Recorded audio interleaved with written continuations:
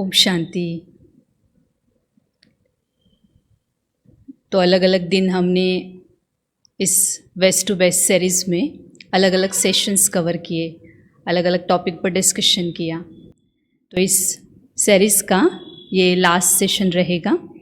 तो इसमें आज हम थोड़ा सा सारी बातों की जो समरी है वो भी शेयर करेंगे।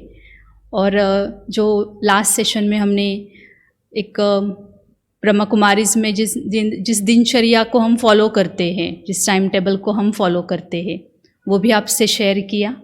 अभी वो दिनचर्या रेगुलर हो रही है या हम अपने पर काम कर रहे हैं, उस हिसाब से अपने आप को चला रहे हैं, तो वो वर्क कर रहा है या नहीं कर रहा है।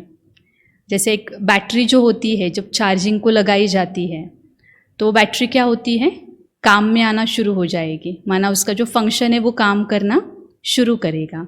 बैटरी डिस्चार्ज है तो वो काम नहीं करेगी। ऐसे सेम बात हमारे साथ है। जब परमात्मा से हमारा कनेक्शन हम जोड़ते हैं, अपने आप से अपना कनेक्शन जोड़ते हैं, तो हमारी बैटरी चार्ज होना शुरू हो जाएगी। पर वो बैटरी किस तरीके से चार्ज होती है, उसकी निशानी क्या होगी कि मेरी बैटरी चार्ज हो रही है। जब डॉक्टर कोई बीमारी के लिए दवाई देता है तो वो दवाई का असर होना शुरू होगा। ये चेंज हम अपने आप में चेक करके महसूस कर सकते हैं कि मेरी बैटरी कितना चार्ज हो रही है। तो इसके लिए कुछ निशानियाँ आज हम आपसे शेयर करेंगे। तो इससे पहले ये ज़रूर फिर से एक बार वो लास्ट सेशन के जो पॉइंट्स हमें दिन भर में करने हैं वो जस्ट रिवाइज करेंगे। तो पहला पॉइंट हमने शेयर किया था वो है सुबह उठते ही मन का टाइम टेबल सेट करना है हमें, कि पूरे दिन हमारे सामने अलग अलग वातावरण आ सकता है। किसी से कोई युद्ध का मैदान, माना अपने ही संस्कारों के साथ में या किसी और के संस्कारों के साथ में लड़ाई का, युद्ध का वातावरण तैयार होता है। ऐसे वातावरण में कैसे अपने आप को चलाना है, इसके लिए भी अपना माइंड का टाइम टेबल सुबह सेट करना है। साथ साथ में ये एक अटेंशन अपने आप को दिलाना है, पूरा दिन जो भी बातें मेरे सामने आने वाली है वो मुझे कुछ न कुछ सिखाने आ रही है। चाहे वो व्यक्ति हो सकता है, चाहे वो परिस्थिति हो सकती है। तो वो दूसरी बात कौन सी, पढ़ाई थी। तीसरा था पूरे दिन में हर एक कमाई करते हैं, जैसे जितना अटेंशन हम उस स्थूल कमाई के ऊपर रखते हैं, उतना ही अटेंशन हम ये सूक्ष्म कमाई के ऊपर भी रखें। पर वो ठीक रीति से वर्क कर रहा है या नहीं कर रहा है, इसके लिए उसकी रात को चेकिंग करने की भी बात बताई थी। तो पहला था मन का टाइम टेबल सेट करना है, क्योंकि इन 3 फेजेस से मुझे पूरा दिन जाना होता है, लड़ाई, पढ़ाई और कमाई। इसके लिए सुबह टाइम टेबल की सेटिंग करना। दूसरी बात बताई थी कि श्रेष्ठ संग, माना पॉजिटिव का कलेक्शन होना दिन भर में बहुत ज़रूरी है। तो जैसे हमने बताया था ब्रह्मा कुमारीज़ में रोज़ सुबह 7 बजे हम जहाँ भी जितने भी सेंटर्स है वहाँ पर क्या चलता है, तो मुरली करके एक सेशन चलता है। मुरली माना परमात्मा ने अपने बच्चों के लिए अपनी जीवन को कैसे बनाना है और आपकी ओरिजिनलिटी क्या है, उसके लिए जो गाइडलाइन दी हुई है, श्रीमत दी हुई है, डायरेक्शंस दिए हुए हैं, जिससे हम फिर से अपने दुख की दिनचर्या से सुख की दिनचर्या में चले आएंगे। तो उसके लिए जो बातें बताई है तो उसको हम रोज़ सुनते हैं। इस सुनने से हमें फ़ायदा क्या होगा, इस सुनने से हमें फ़ायदा होता है हमारा पॉजिटिव का कलेक्शन बढ़ेगा, तो नेगेटिव धीरे धीरे ख़त्म होना शुरू हो जाता है। तो ये दूसरा पॉइंट था हमारी दिनचर्या में। तीसरा जो पॉइंट था वो है ट्रैफिक कंट्रोल। ऐसे नहीं कि सुबह मैंने अच्छा विचार ले लिया, पर कई बार ऐसे होता है कि सुबह का विचार दोपहर में या शाम को भी हम अपने आप से पूछे तो कई बार भूल जाते हैं कि सुबह मैंने पूरे दिन के लिए क्या अपने मन का सेटिंग किया था। इसलिए बीच बीच में ट्रैफिक कंट्रोल, माना बीच बीच में अपने आप को वो रेड सिग्नल देना है, रोकना है अपने मन को, अपने विचार, बोल, कर्म, इसको क्या करना है, चेक करना है। और चेक करने से क्या होगा, वो राइट डायरेक्शन में है तो ओके, अगर नहीं जा रहे हैं तो क्या करना है, मुझे उसको फिर से एक दिशा देनी है, फिर से अपने आप को ठीक डायरेक्शन में लेकर जाना है। तो ये तीसरा पॉइंट था। चौथी बात दिनचर्या में आती है वो है कर्म योग। कर्म करते हुए भी जो भी हम करने जा रहे हैं उसके साथ में कुछ अच्छे विचार पहले से ही जोड़ कर रखना है कि ये कर्म करते हुए मुझे इन विचारों के साथ चलना है, वो कर्म करते हुए मुझे उन विचारों के साथ चलना है। तो दिन भर के अपने कर्मों की भी लिस्ट अपने पास में बनी पड़ी रहे कि ये दिन भर में मेरे से रोज़ के कर्म होते हैं, जैसे खाना है, चलना है, कोई वो काम है ऑफिस का, तो जहाँ पर मुझे ऐसे लगता है किसी से बात करना है, तो ये सारे कर्म होते हैं। तो इन कर्मों के साथ में मुझे कुछ ना कुछ एक अच्छे विचार अपने आप को देने हैं, ताकि हम क्या कर सकेंगे, उन कर्म को भी बहुत सहज तरीके से कर सकते हैं और वो कर्म करते हुए फिर उस कर्म का स्ट्रेस हमारे ऊपर नहीं आएगा। तो कर्म और योग अलग नहीं है। तो चौथा है, कर्म करते भी अपने आप को कैसे अच्छे विचारों के संग में रख सकते हैं। और ये अच्छे विचार कहाँ से आएंगे, तो फिर से याद दिलाते, जो सेंटर पर मुरली बताई जाती है तो वो है पॉजिटिव का कलेक्शन। अच्छे विचार वहाँ से हम कलेक्ट करते हैं। रोज़ के नए नए विचार, रोज़ पूरे दिन के लिए क्या अभ्यास करना है, वो उस मुरली से हमें मिल जाता है। और वो मुरली फिर हमें क्या करती है, सुनने के बाद में वो अंदर में कहाँ ना कहाँ होने के वजह से वो हमें एक रिमाइंडर का काम कर देती है। और ये पूरा दिन बीतने के बाद में एंडिंग भी हमें, एंड में भी रात को सोने के पहले भी क्या करना है, अपनी चेकिंग करके सोना है। वैसे ही नहीं सोना, उन्हीं विचारों के साथ में, उन्हीं वाइब्रेशंस के साथ में, उसी पेन के साथ में कभी भी मुझे सोना नहीं है। पूरा दिन का रिपोर्टिंग, तो हमने बोला था वहाँ पर कि लेटर टू गॉड, ये हमारा बहुत खास सब्जेक्ट रहा है ब्रह्मा कुमारीज में, कि अपने मन को पूरा क्या करना है, परमात्मा को अर्पण करना है। अच्छी बात के लिए शुक्रिया बोलना है। अगर कुछ गलत बात मेरे से हो भी जाती है तो मुझे क्या करना है, सॉरी बोलकर कल के लिए फिर से अपने आप को अटेंशन दिलाना है कि इस बात को मुझे कल दोहराना नहीं है। तो ये पूरा दिनचर्या हम जब फॉलो करते हैं, और कई लोग कर भी रहे होंगे, पर क्रॉस चेक कैसे करें कि वो ठीक रीति से हो रही है, नहीं हो रही है। तो आज कुछ अष्ट शक्तियों के आधार से हम इसको क्रॉस चेक कर सकते हैं। तो परमात्मा ने अपने बच्चों को यहाँ पर सिखाया राजयोग। तो योग माना जोड़ना, किसके साथ जोड़ना है, जो हमारा कल के सेशन का जो टॉपिक रहा श्रेष्ठ संग, एक बताया था, ज्ञान का एक संग होता है जो सत्य संग है, सत्य का संग, सत्य ज्ञान का संग, जिससे हमारा पॉजिटिविटी, हमारे विचारों में एक अच्छाई आना शुरू हो जाती है। पर उस अच्छे विचार को जीवन में लाने के लिए जो शक्ति चाहिए, जो साथ चाहिए, वो कहाँ से आएगी, तो दूसरा संग होता है हमारा परमात्मा का संग। जो परमात्मा अपने आप में स्थिर है, शक्तिशाली है, सदा पॉजिटिव है, मेरे लिए वो गाइड का काम करता है, टीचर है, मुझे प्रोटेक्ट करने के लिए मेरे साथ साथ हमेशा चलता है। तो ऐसा वो परमात्मा निराकार, जो आत्माओं का पिता, अपने बच्चों को गाइडलाइन देता है कि मेरे साथ रहो, मेरे कनेक्शन में रहो, कुछ भी गाइडेंस चाहिए तो मेरे से वो गाइडेंस लो। तो उसका संग जो है वो हमारी बैटरी को क्या करना शुरू करता है, चार्ज करना शुरू करता है। इसलिए इस योग को कहा गया है राजयोग। तो राजयोग क्या है, तो जो हमने बताई गई दिनचर्या है, तो उसी राजयोग में से कुछ पॉइंट्स वहाँ पर कवर किए गए हैं। अगर उस राजयोग का बहुत अच्छे से अनुभव हम करना चाहते हैं तो उन पॉइंट्स के ऊपर, वो दिनचर्या के ऊपर हमें पूरा अटेंशन देना है। तो राजयोग मतलब ऐसा योग, ऐसा जोड़ना उस परमात्मा के साथ में अपने आप को, जो आत्मा अपने शरीर के ऊपर संपूर्ण नियंत्रण वापस प्राप्त करे। आत्मा राजा बनकर अपने शरीर को चला पाए।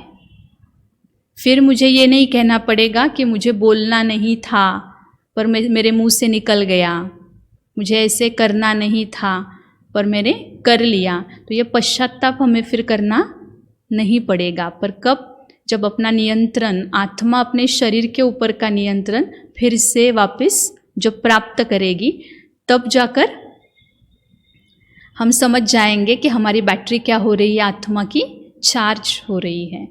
तो उसकी निशानियाँ बताते हैं। बैटरी चार्ज होने के साथ क्या महसूसता होगी? तो पहली शक्ति जो होती है हमारे में आ जाती है, परखना आ जाता है हमें। परख शक्ति, पावर टू डिस्क्रिमिनेट बोलेंगे उसको। परखना मतलब क्या परखना होता है?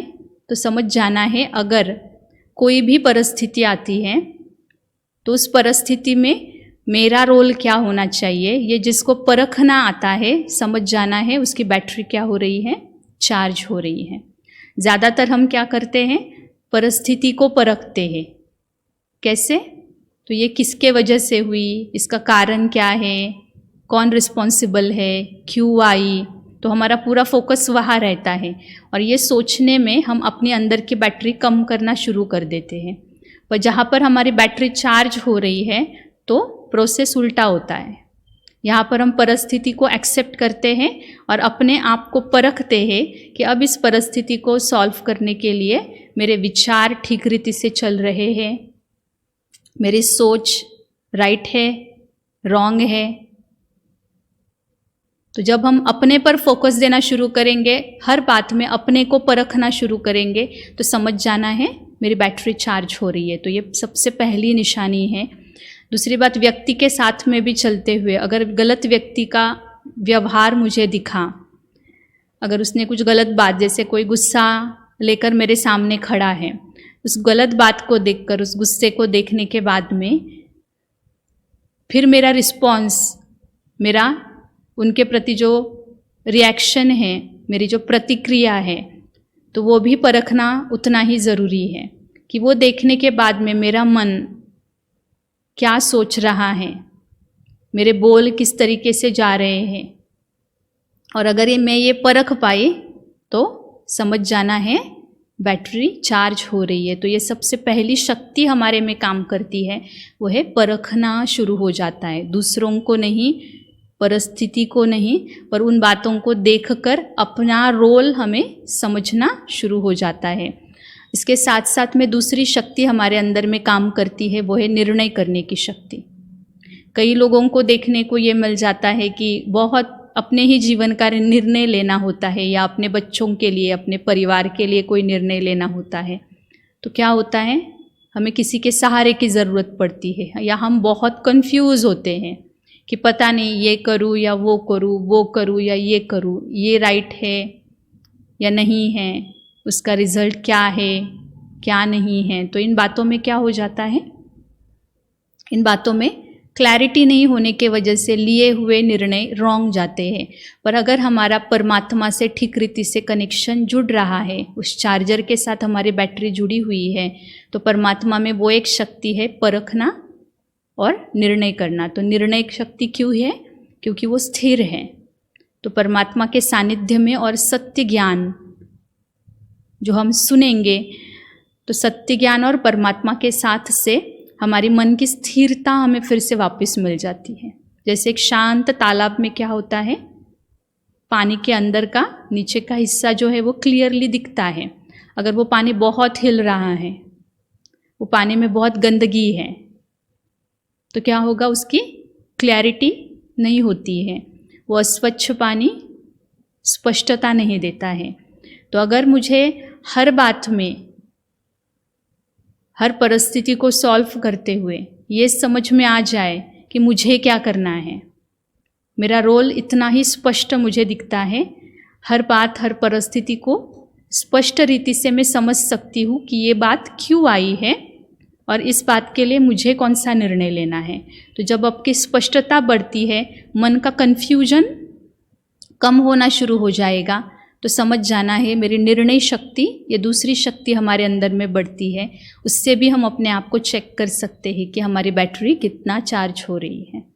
अब मुझे अपने जीवन के या किसी बात का निर्णय लेने के लिए किसी और के सहारे की आवश्यकता नहीं पड़ेगी। मैं अपने आप में सक्षम महसूस करूँगी कि हाँ, और जो भी निर्णय लिया जाएगा उसमें भी आप अपने आप में कॉन्फिडेंट रहेंगे कि हाँ, ये निर्णय राइट ही है। साथ साथ और एक शक्ति बढ़ेगी, वो तीसरी शक्ति होती है हमारे अंदर में सामना करने की शक्ति। तो लोगों को हम, कई बार लोगों से हमारा नहीं जमता है तो हम क्या करते हैं, उनसे किनारा करते हैं, उनसे बात करना छोड़ देंगे या उनसे दूर चले जाते हैं। तो ये क्या है, हमारे अंदर में उनको फेस करने की पावर नहीं है, उनके सामने खड़ा होने की शक्ति नहीं है। तो हम उनको थोड़ा सा इग्नोर करना शुरू कर देते हैं। तो ये भी एक वीकनेस है। इसलिए परमात्मा के साथ में जब हम ठीक रीति से जुड़ेंगे तो तीसरी शक्ति हमारे में काम करेगी, वो है सामना करने की शक्ति। अभी सामना कैसे करना है, तो किस तरीके से सामना करना होता है, तो वो एक निशानी बताएंगे। परिस्थिति में अभी हम कभी हारेंगे नहीं, परिस्थिति को डटकर खड़ा होकर हमें क्या करना है, बहुत शक्तिशाली अवस्था में सामना करना होता है। पर व्यक्तियों के साथ में जब हमारी कुछ बात आ जाती है, व्यक्ति के साथ हमारा सामना करना होता है, तो क्या कौन से शस्त्र को यूज़ करेंगे? हमेशा 2 शस्त्र यूज़ करना होता है, शांति और प्यार। अब मुझे व्यक्ति के साथ में चलते हुए या उसके कोई भी स्वभाव संस्कार का मुझे सामना करना है।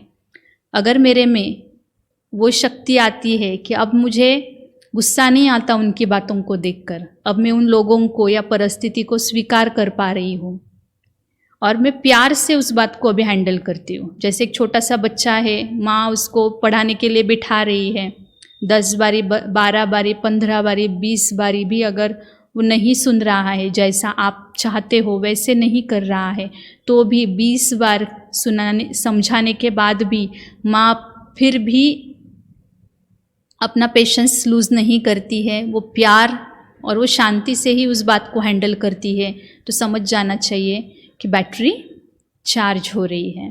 तो ये निशानी है कोई भी व्यक्ति के साथ में चलते हुए प्यार और शांति। और कोई भी परिस्थिति का सामना करना है तो उस परिस्थिति को स्वीकार करते हुए सॉल्यूशन पर मुझे सोचना आना चाहिए।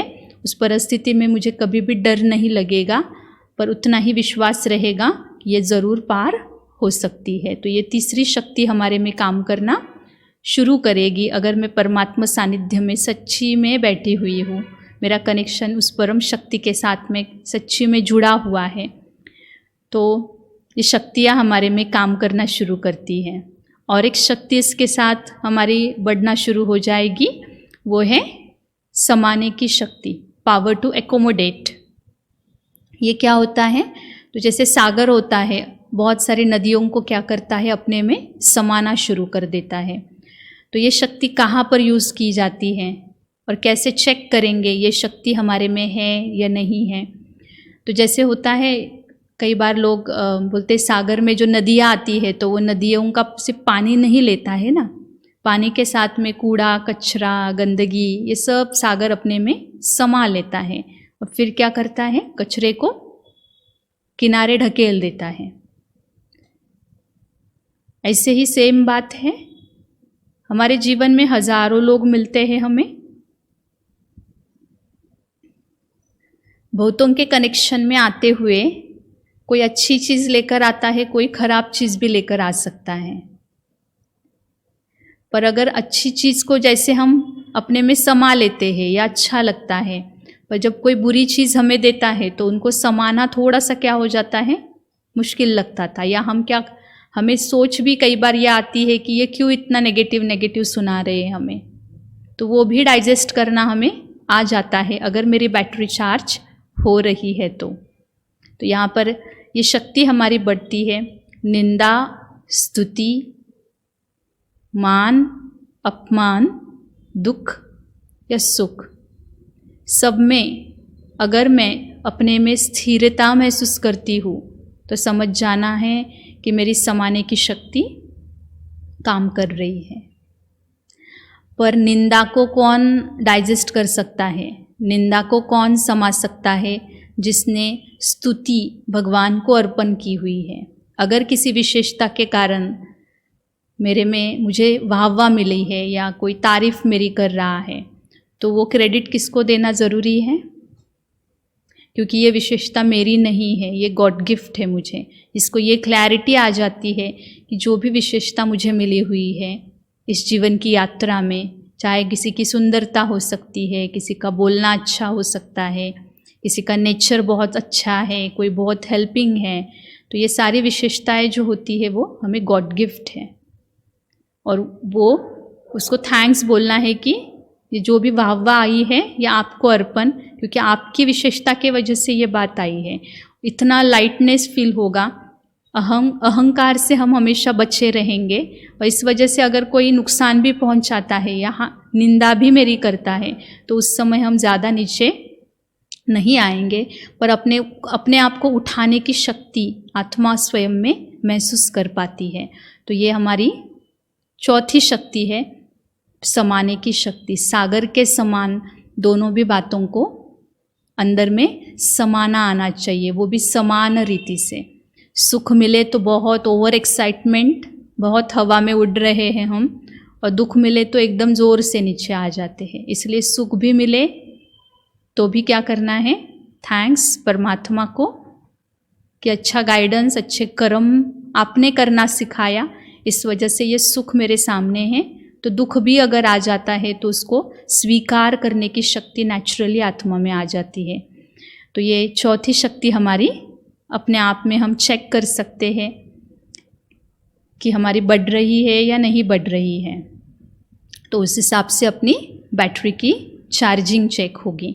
साथ साथ पांचवी शक्ति हमारे में आ जाती है, वो होती है कोऑपरेट करने की शक्ति, सहयोग देने की शक्ति। अब ये सहयोग तो सबको पता है, एक होता है वस्तुओं का सहयोग देना, कोई चीज़ देना एक दूसरे को, या कपड़े हो सकते हैं, पैसा हो सकता है। लोगों को ज़्यादातर सहयोग देना मतलब यही पता है ना, कोई धन का सहयोग देता है, कोई और चीज़ों का सहयोग देता है।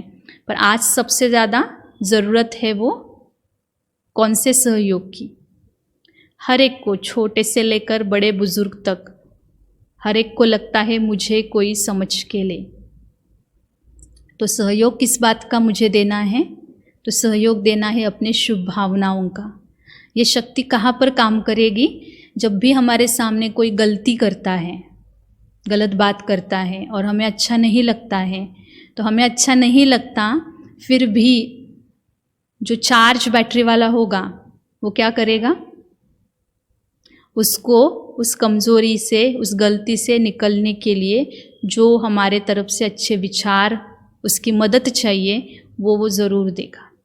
जैसे परिवार में ये बातें हमेशा देखने को मिल जाती है। कोई गुस्से वाला, बहुत गुस्से वाला है कोई घर में, तो हमारा माइंड हमेशा उनके लिए यही सोचता है, ये बहुत गुस्सा करते हैं, ये बहुत गुस्सा करते हैं, इनका नेचर बहुत गुस्से वाला है। अगर बार बार हम उसी बात को मन से बोल रहे हैं उनसे, भले मुंह से हम बहुत अच्छे से चल रहे हैं उनके साथ में, पर मन बार बार उनके लिए यही सोच रहा है कि ये बहुत गुस्से वाले हैं, तो क्या होगा? उनका गुस्सा कम होगा, या हमारे से उनको ऐसी एनर्जी जा रही है, ऐसी ऊर्जा जाएगी जिससे वो अपनी उस गलती से कभी भी निकल नहीं सकते। तो कौन सा ऐसा विचार मैं करूं? पर इतनी स्थिरता, इतने पेशेंस, इतना धीरज हमारे में कब आएगा? जब हम सच्ची में रोज़ परमात्मा संग करते हैं। इसलिए मैंने पहले ही बता दिया था, पहले सेशन में ही, कि जैसा संग वैसा रंग हमारे पर चढ़ना शुरू करेगा।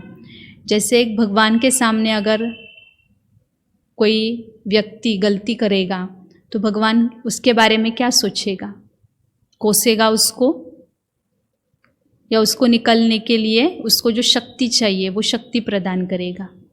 तो हम भी क्या सोचकर अपने आप को चलाए पूरे दिन में? किसी की भी कमज़ोरी दिखती है, गलतियाँ दिखती है, तो उसको उस गलती या कमज़ोरी से निकालने के लिए कौन सी शक्ति चाहिए? पर ये वही कर सकता जिसकी बैटरी परमात्मा से जुड़ी हुई है। उतनी स्थिरता वो अपने में महसूस कर रहा है।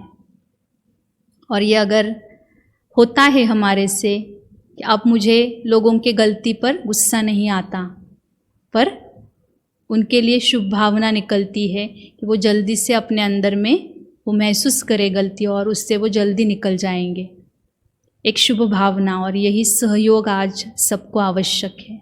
तो ये एक पांचवी शक्ति हमारे में काम करना शुरू करती है, सहयोग शक्ति। इसी सहयोग की आज सारे संसार को आवश्यकता है। पर हम किसी के लिए अच्छा सोचते हैं, पर कब तक सोचना है? इसकी भी कोई लिमिटेशन होगी ना। नहीं तो हमें लगेगा कि हाँ मैं तो सोच रहा हूँ अच्छे से उनके लिए, और वो कोई बदलने का नाम नहीं ले रहे हैं। तो ये भी एक अपेक्षा है, मैं सोच रहा हूँ इसलिए उन्होंने बदलना चाहिए। नहीं, पर कब तक सोचना है मुझे? जब तक उनको वो बल प्राप्त नहीं होता है, जब तक उनकी कमी कमज़ोरी छोड़ने के लिए वो खुद अपने में रियलाइज़ नहीं करते हैं। क्योंकि व्यक्ति तभी चेंज करता है अपने आप में जब उसको खुद रियलाइज़ होता है। जब दूसरे बताते हैं तो वो स्वीकार करने की शक्ति किसी में नहीं होती है।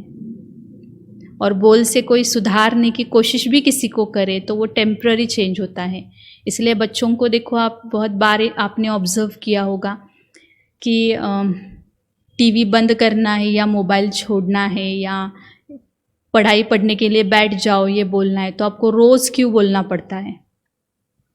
जब आपने एक बार उसको बोल दिया और बैठ भी गया तो मुझे लगा मेरे डांटने से, गुस्सा करने से क्या हो गया, वो बैठ गया। पर वो बैठ गया क्यों बैठ गया है, उसको खुद को रियलाइज़ नहीं हुआ है वो बात। आपने बिठाया इसलिए वो बैठ गया। भले वो शरीर से बैठेगा पर वो मन उसका वहाँ नहीं होता है। तो उसमें परमानेंट चेंज कभी भी नहीं आएगा। और अगर मुझे लगता है वो परमानेंट चेंज उसमें आए तो मेरे अच्छे विचारों का वातावरण मुझे फैलाना है, बनाना है, और वो होता है हमारे अच्छे विचारों से ही। और कब तक करना है? जब तक हम कर सकते हैं, जब तक वो चेंज नहीं होता है। अच्छा, वो पूरा जीवन नहीं बदला तो एटलीस्ट आपके हाथ में एक प्लस पॉइंट रहता है, वो है आपको संतुष्टि प्राप्त होती है। किस बात की? कि मैंने उनको बदलने के लिए समय दिया।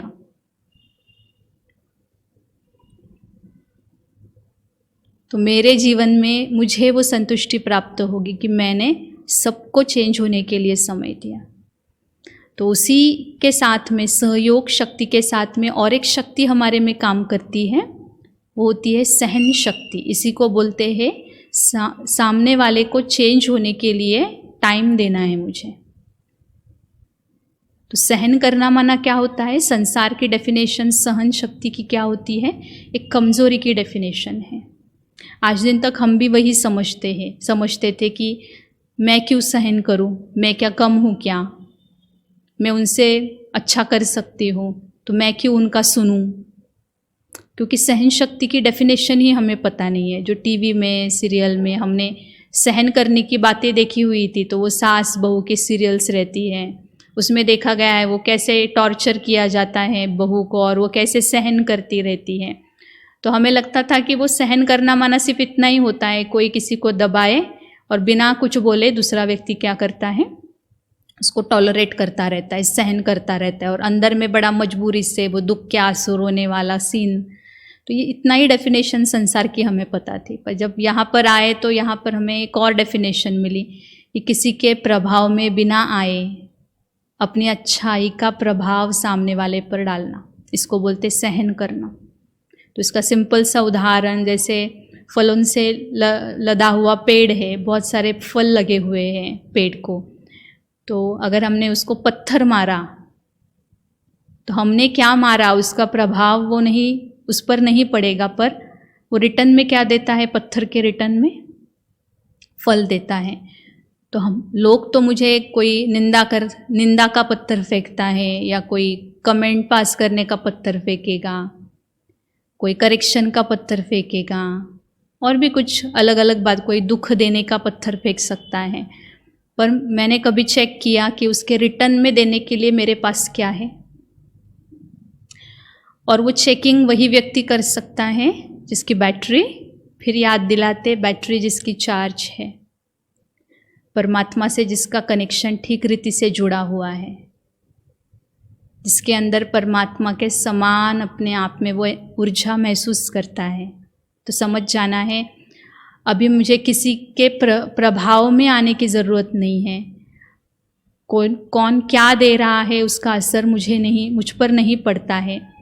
पर क्या होना ज़रूरी है? बैटरी चार्ज, मतलब मैं अपने अंदर से अपनी जो अच्छी वाली अवस्था है, अच्छी वाली जो स्थिति है, जो प्यार, शांति, खुशी, सुख, ये मैं अपनी तरफ से दूसरों को सहज रीति से दे पा रही हूँ या नहीं दे पा रही हूँ। तो इससे हम चेक कर सकते हैं कि मेरी सहन शक्ति कितना है।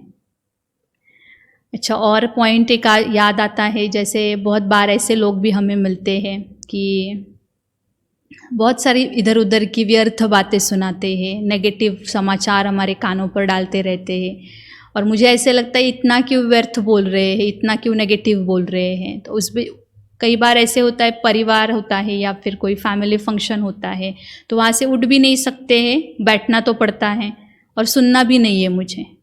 तो ऐसे समय में क्या करें, तो एक और पावर काम करेगी, वो होती है पावर टू विथड्रॉ। उसको बोलते हैं ना, कछुआ जो होता है ना, कछुआ कैसे करता है, अपने अंगों को पूरा क्या कर लेता है, समेट लेता है अंदर में। पर ये प्रैक्टिस तब उसी को होगी जिसने बहुत समय तक ये प्रैक्टिस की हुई है। तो जब भी ऐसी कोई समाचार व्यर्थ जो मुझे नहीं सुनना है पर वहाँ से उठ भी नहीं सकती हूँ, तो ऐसे समय में ये शक्ति हम यूज़ करते हैं। इसको बोलते हैं पावर टू विथड्रॉ, कछुए जैसा अपने आप में चले जाना है। तो ये प्रैक्टिस राजयोग मेडिटेशन से पॉसिबल है, क्योंकि जिसको आत्म अभ्यास है, रोज़ वो अपने शरीर को मैं आत्मा चला रही हूँ, इस अभ्यास से अपने आप को चलाता है। दिन भर में थोड़ा टाइम निकाल कर वो प्रैक्टिस करता है। जो 8 बारी जो हमारी दिनचर्या हमने शेयर की थी, तो उसमें भी ट्रैफिक कंट्रोल बताया था। तो ट्रैफिक कंट्रोल में भी ये प्रैक्टिस हम कर सकते हैं कि बाहर के संसार से, ऑफिस काम से, अपने शरीर से अपने आप को थोड़ा सा क्या करना है, मुझे डिटैच करने की आदत डालनी है कि इस शरीर में मैं एक ऊर्जा हूँ, मैं एक शक्ति हूँ। आँखों द्वारा देखती हूँ, कानों द्वारा सुनती हूँ। तो ये छोटी छोटी प्रैक्टिस जो है वो हम कर सकते हैं। इससे अंदर जाना आ जाता है, अपने आप से जुड़ना आ जाता है। और जब आप अपने आप से जुड़ते हैं तो आप अपने आप में इतने पावरफुल फील करते हो, जो बाहर की कोई भी चीज़ का प्रभाव फिर आप पर नहीं होता है। और अगर आपका मन बाहर के लोगों के विचार के साथ जुड़ा हुआ है, और अगर आप ये सोचने में अपना समय वेस्ट कर रहे हो कि ये ऐसे क्यों सुना रहे हैं, मुझे नहीं सुनना है, इसका मतलब आप अपने से टूटे हुए हो। और किससे जुड़े हुए हो? व्यक्ति के साथ में या उस बात के साथ में जुड़े हुए हो। तो ये भी एक बहुत सुंदर अभ्यास है, पर ये प्रैक्टिस से ज़रूर आता है। इसके लिए रोज़ अपने आप में जाने की प्रैक्टिस हमें करनी है। बस कोई भी शरीर के 1-2 ऑर्गन्स के ऊपर, कर्मेंद्रियों के ऊपर अपना ध्यान बीच बीच में लेकर जाना है। बीच में ही, जैसे ट्रैफिक कंट्रोल की ही बात करते हैं, तो बीच में ही 2 सेकेंड के लिए, 3 सेकेंड के लिए रुक कर अपने कान पर जस्ट फोकस्ड करना है कि कानों से बाहर की कौन सी आवाज़ें सुनाई दे रही हैं। अभी भी कर सकते हैं, आंखें खुली ही रखें। तो बस अपने कानों के ऊपर ध्यान दें, आंखों को स्थिर करते, पूरा ध्यान, पूरा अटेंशन अपने कानों पर। अब आंखें 2 मिनट के लिए बंद करते, बाहर की आवाज को सुने, क्या क्या सुनाई पड़ रहा है नोट करते चले कि कान मेरे लिए बस एक मशीन है, और इस मशीन द्वारा अंदर बैठी हुई मैं वो ऊर्जा, आत्मा बाहर के संसार को सुन रही हूँ। सुने आवाज, आत्मा सुन रही है। अंदर एक प्रकाश है, वो बाहर की आवाज को ग्रहण कर रहा है, समझ रहा है।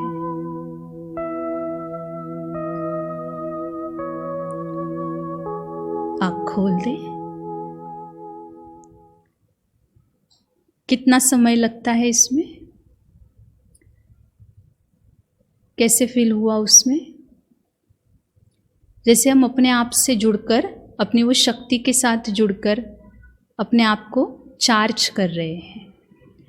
तो ये अभ्यास हम कर सकते हैं जब भी कोई नेगेटिव वातावरण से या ऐसे माहौल से आपको बचना है, और उठकर नहीं जा सकते हैं, तो इस समय ये शक्ति हम यूज़ करना शुरू करते हैं। तो ये बैटरी जिसकी चार्ज हो रही है, जिसका अपने आप से कनेक्शन हो रहा है, तो ये अंदर ही अंदर वो व्यर्थ से हमेशा बचता रहेगा और अपने अच्छी ऊर्जा के साथ में जुड़कर संसार में खड़ा हो जाता है। साथ साथ में और एक शक्ति काम करती है, और उस कछुए को हमेशा बताते हैं विस्तार को सार में लाने की शक्ति भी कहते हैं। ये 7वीं शक्ति है, विस्तार को सार में लाने की शक्ति। उसी कछुए की शक्ति को ही ये बोलते हैं। तो विड्रॉ करने की पावर। तो क्या होती है वो शक्ति? विस्तार को सार माना, बहुत सारे बातों में से जो काम की चीज़ है, जो सार है, उसका इसेंस है, तो वो उठाओ। जैसे बहुत लंबी स्टोरी बच्चे सुनाते हैं और बाद में क्या बोलते हैं, मॉरल क्या है स्टोरी का, स्टोरी का सार क्या है। तो हम 1-2 लाइन में क्या करते हैं, पूरे लंबी स्टोरी का क्या करते हैं, सार सुना देते हैं। तो ये अभ्यास हमारे में बढ़ना शुरू होता है। लंबी चौड़ी कहानियाँ नहीं बनाते, अभी हम क्या करते हैं, टू द पॉइंट बोलने की आदत हो जाती है। जितना ज़रूरी है उतना, जितना काम का है उतना। जैसे अगर मैं कई प्रोग्राम में लेट पहुंच गई, तो ये नहीं सुनाऊंगी कि घर से कितने बजे निकली थी, फिर क्या हुआ था, फिर ट्रैफिक कैसे लगा था, फिर कितना घंटा हुआ, फिर कितनी गाड़ियाँ गई। तो ये सारा विस्तार हुआ। इसमें हमारी बैटरी बहुत डाउन होती है, वेस्टेज बहुत होता है। तो जब हमारी बैटरी चार्ज होना शुरू हो जाएगी तो हमारा बेस्ट परफॉर्मेंस क्या होता है, सारी बात का सार शॉर्ट में अपने आप में पकड़ना, और वही हमारे मुंह से, हमारे विचारों से जाता है। तो ये है कछुए जैसी शक्ति। इसलिए मंदिरों में भगवान के सामने हमेशा क्या रखा जाता, कछुआ। तो परमात्मा से जुड़ने के लिए भी ये शक्ति ज़रूरी होती है, और साथ साथ उसके साथ रहते रहते हमारे में और भी शक्तियाँ काम करती है। और जो एक 8वीं शक्ति है, बहुत महत्वपूर्ण शक्ति, जो हमारा टॉपिक ही रहा, इस सीरीज़ का जो टॉपिक रहा है, जो वो है वेस्ट टू बेस्ट।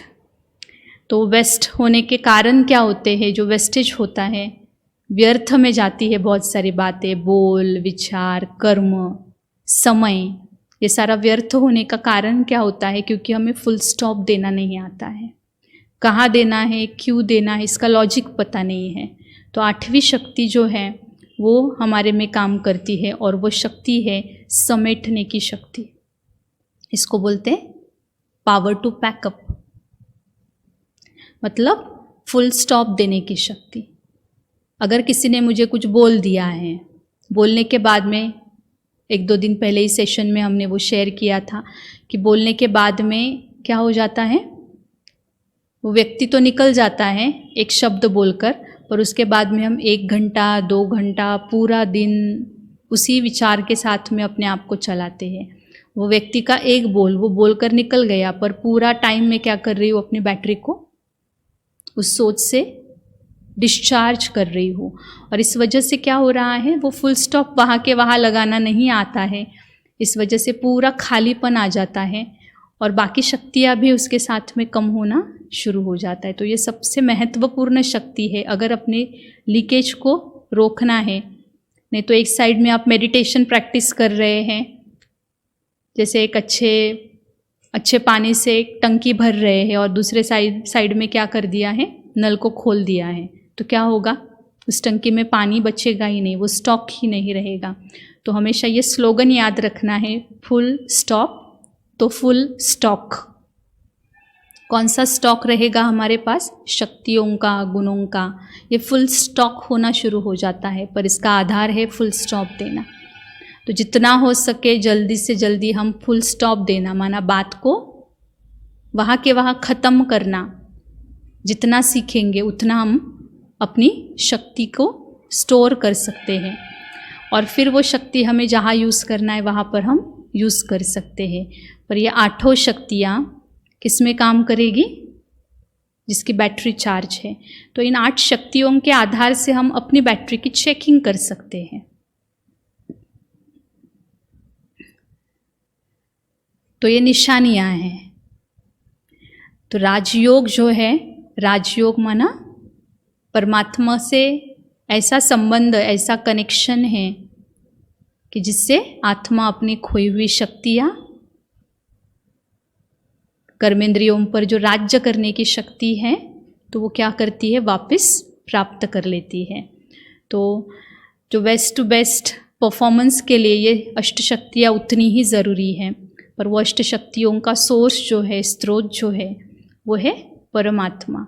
क्योंकि आज हम यात्रा करते करते अपने आप को ही भूल गए थे, इस वजह से वो शक्ति कार्य नहीं कर रही थी। दूसरा, जीवन की यात्रा में ऐसी अच्छी बुरी हर बात का प्रभाव मुझ पर होने की वजह से आज वो शक्ति बाहर अकेला निकालने में ताकत नहीं है। इसलिए परमात्मा इस धरती पर आकर बच्चों को क्या करते हैं, वो ताकत नहीं देते। ऑलरेडी आत्मा में वो शक्तियाँ हैं, ऑलरेडी वो ताकत है। वो बस आकर बच्चों को अपना सानिध्य देते हैं, वो बस आकर बच्चों को गाइडलाइन देते हैं कि कैसे उन शक्तियों को हम बाहर निकाल सकते हैं। तो उसका मेन आधार जो दो बताई हुई बातें हैं, एक होता है मुरली, माना सत्य ज्ञान मुझे रोज़ सुनना है, जिससे मेरा पॉजिटिव कलेक्शन जो है, मन को नए नए अच्छे विचार रोज़ मिलना शुरू हो जाते हैं। और दूसरा होता है उन विचारों को धारण करने के लिए, जीवन में लाने के लिए साथ चाहिए। तो कभी भी अपने आप को इस यात्रा में अकेला नहीं समझना है। उस परमात्मा का ज्ञान और उसका साथ हमारे साथ हमेशा कार्य करता है। और जिसको ये समझ में आएगा तो वो अपने जीवन में हमेशा बेस्ट परफॉर्मेंस दे सकता है। तो ये पूरी सीरीज जो है एक दूसरे के साथ में लिंक्ड है, तो बहुत अच्छी तरीके से आप उसको अपने जीवन में धारण करके जीवन में दूसरों के लिए एक उदाहरण बन सकते हैं। अच्छा, ओम शांति। शांति, ओम शांति, ओम शांति, ओम शांति, ओम शांति, ओम शांति।